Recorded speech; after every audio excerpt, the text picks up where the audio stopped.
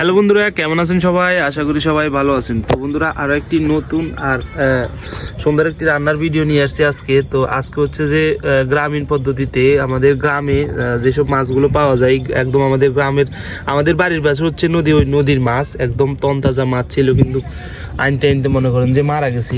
তো এগুলো হচ্ছে সেই মাছ। এগুলোর ভিতরে কিন্তু অনেক মিশ্রিত মাছ আছে, যেমন ইচা মাছ আছে, উলুয়া মাছ আছে, তারপর হচ্ছে যে ছোট ছোট হোঁয়ার বাচ্চা আছে। আবার আমরা যে ইলিশ মাছগুলো খাই, দেখেন আমরা যে বড় বড় ইলিশ মাছ খাইছি, ইলিশ মাছের ছাও আছে এটার ভিতরে। তো সব মিলে হচ্ছে যে আজকে রান্না হবে। তো আলাদা আলাদা রান্না হবে। এগুলো হচ্ছে ইচা মাছ আলাদা, এগুলো হচ্ছে হোঁয়া মাছ, আর হচ্ছে উলুয়া মাছ, এগুলো আলাদা। আবার মাছটা রান্ধুম আর এগুলো মরিচ দিয়ে রান্না করবো, বাট্টে মরিচ দিয়ে। আজকের ভিডিওটা হচ্ছে যে একদম গ্রামীণ পদ্ধতিতে মাছ রান্না, সেরকম একটা ভিডিও হবে।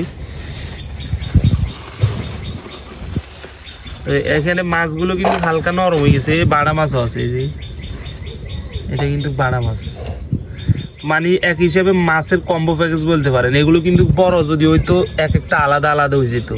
মনে করেন বাড়া মাছ ইয়ে যদি বড় হইতো, তাইলে ইগা মনে করেন অন্য জায়গায় চলে যেত, বা যেরকম বড় এগুলো সাইডে চলে যেত। কিন্তু ছোট অনের কারণে বিন্দি জালে বাজছে, বিন্দি জালে বাজার কারণে হচ্ছে যে আলাদা আলাদা আর হয়নি, একসাথে আনি বেশি এলাইছে, আমরা কিনে লই চলে এসি। তো এখানে হচ্ছে যে মাছের সাথে রসুন দেওয়ার জন্য হচ্ছে যে রসুনগুলো থেত্তা করা হচ্ছে।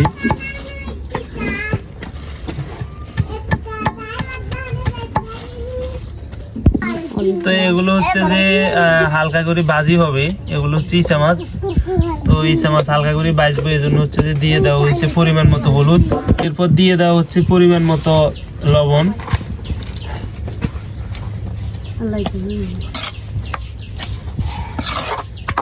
তো এগুলো হচ্ছে যে ভুনা করা হবে, সেজন্য দিয়ে দেওয়া হচ্ছে পরিমাণ মতো পেঁয়াজ, এরপরে দিয়ে দেওয়া হচ্ছে পরিমাণ মতো রসুন, এরপরে দিয়ে দেওয়া হচ্ছে পরিমাণ মতো হলুদের গুঁড়া।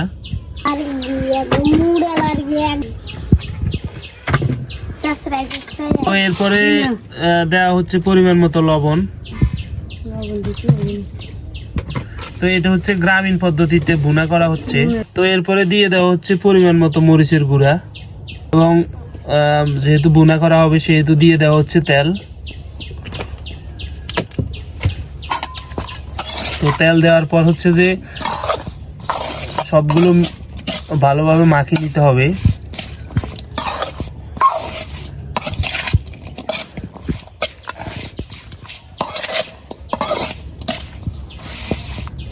সুন্দর একটা কালার আসছে, কিন্তু খুব সুন্দর একটা কালার আছে সবগুলো মাখার পর।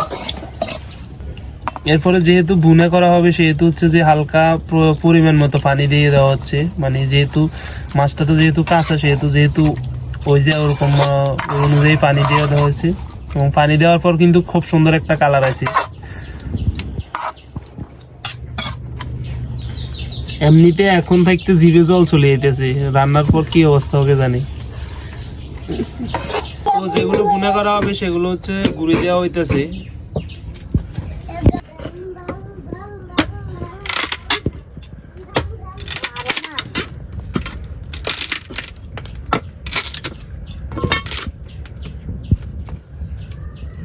তো এখানে হচ্ছে যে ইচা মাছগুলো আছে, এগুলো আলাদাভাবে ভাজা হবে।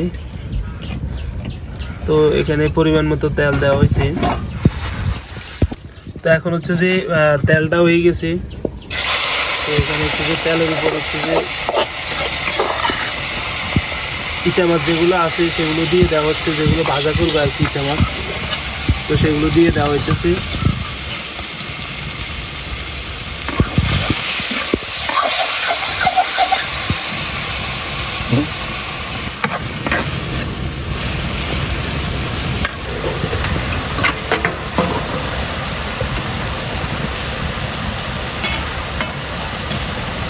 এখানে যেগুলো হচ্ছে যে ইচা মাছ ভাজা, ওগুলোতে পরিমাণ মতো মরিচ দিয়ে দেওয়া হচ্ছে। আগে কিন্তু মরিচ দেওয়া হয় না, আগে শুধু হচ্ছে হলুদ আর হচ্ছে মশলা হালকা আর হচ্ছে ইয়ে দিয়েছি, উঠে দেওয়া হচ্ছে। তো এখন দিয়ে দেওয়া হচ্ছে পরিমাণ মতো পানি। তো এগুলো ভাজা ভাজা করে রাঁধতেছে আর কি। অন্যদিকে উলুয়া মাছের যে বুনাটা আছে ওটা প্রায় হয়ে আসছে, ওটা প্রায় কমপ্লিট হয়ে আসছে, আর কয়েক মিনিটের ভিতরে হয়ে যাবে ওটা।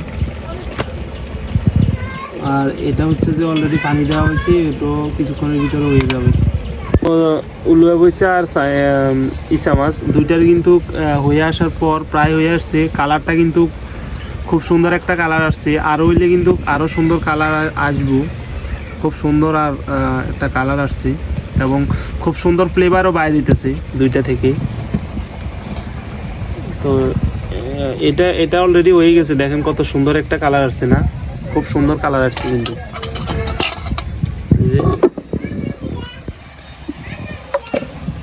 খুব সুন্দর একটা কালার আসছে এটার। আর এটা হচ্ছে ইসা মাছ। ইসা মাছও কিন্তু আর একটু হইতে হইব, এখনো হয় নাই। ইসা মাছও কিন্তু সুন্দর একটা কালার আসতেছে, আর গন্ধ তো আছেই, খুব ভালো একটা ফ্লেভার আসতেছে। তো এটা অলরেডি হয়ে গেছে। তো এটারও কিন্তু খুব সুন্দর একটা কালার আসছে, অস্থির একটা কালার। এটা পরিমাণে কম হইলেও কিন্তু খুব সুন্দর, খাইতে অনেক মজা লাগবে, মনে হইতেছে খুব টেস্টি লাগবে। এটাও কিন্তু যে হয়ে গেছে, এটাও কিন্তু খাইতে খুব একটা মজা লাগবে, কালার কিন্তু অনেক সুন্দর মাছটার। তো রান্ধনির ডাইরেক্ট ঘামে ধরি কি অবস্থা হয়ে গেছে।